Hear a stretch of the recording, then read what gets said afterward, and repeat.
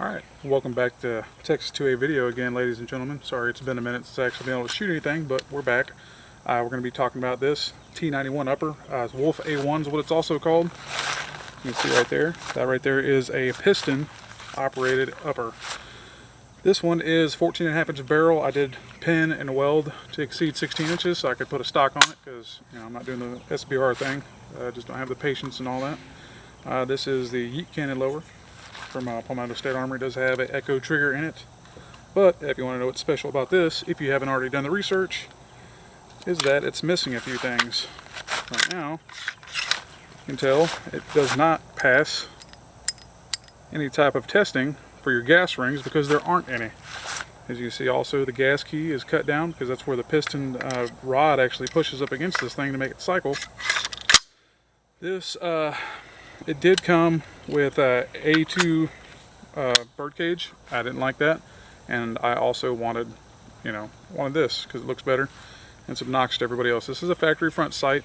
Take this down, push this lever in, spin it over, this spins out, and your entire assembly comes out. So it's pretty simple if you wanted to play with this and clean it or whatever you want to do. It's very simple. So that it doubles as a sling attachment, I'm sure.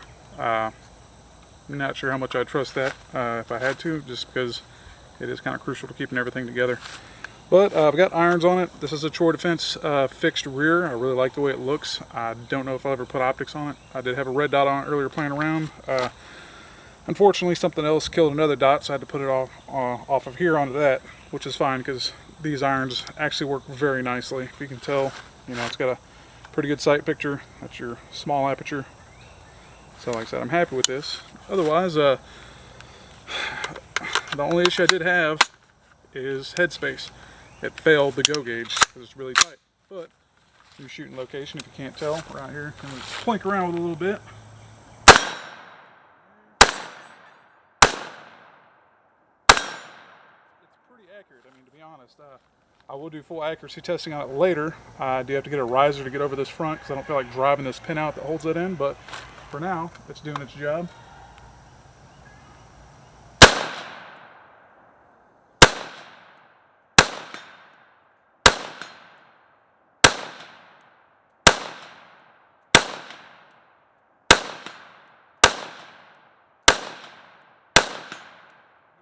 Still down there. Hopefully this is a new camera too, so keep that in mind. I have no idea how good the audio is going to be on this, but yes, I'm very pleased with this thing. It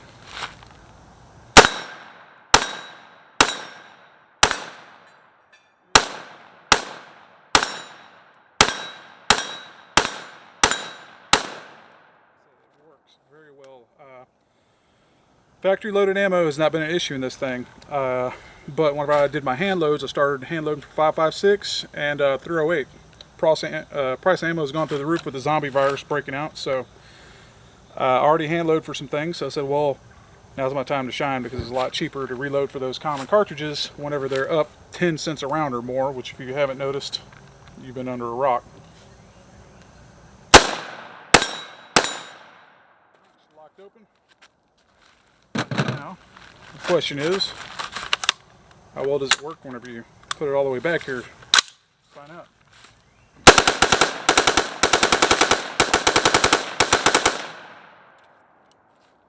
Empty. And we're recently converting over to Slip 2000 as lube, so we'll see how that holds up. You can see that it's not already getting a little warm there.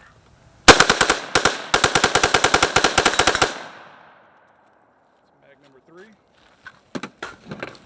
And mag number 4, third one in echo mode. There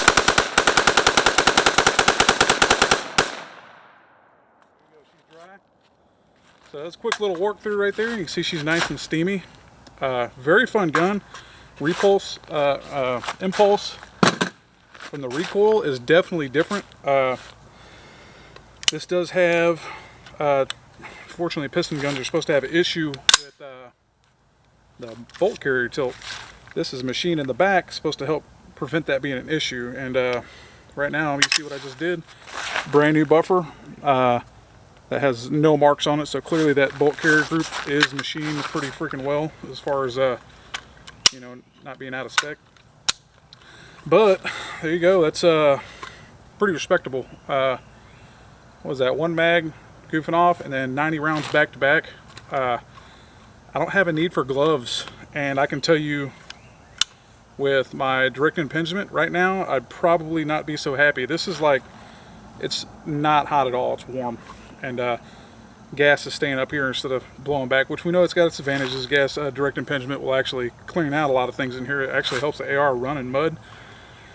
What was it? HK 416. I think that thing died in the mud test because it doesn't have that gas coming out blowing shit out of there. So, you know, quick little overview of that. Move on to the next thing while I've got daylight. And let me know if you want to see accuracy testing on this, how bad you want to see it. This is a hammer forged barrel, so I'm looking forward to seeing how well it does. Other reviews look pretty good, but I want to find out for myself. So yeah, otherwise you can see no brass deflector, so that's where your shells are hitting. It's not a big deal for me, you know. I do not care. It looks a little slicker without that. But yeah, we'll be doing some upgrades to the website as well, so you can get on there and check things out in the future. But I'm glad to be able to be out here firing, having fun again, and recording for you guys so you can see what's going on. I have a lot of shit to cover, and this is just one of them. So, all right, tune in next time, text2avideo.com. Check me out on Facebook, website. If you haven't liked and subscribed to the channel already, please do. It helps me out. All right, catch y'all next time.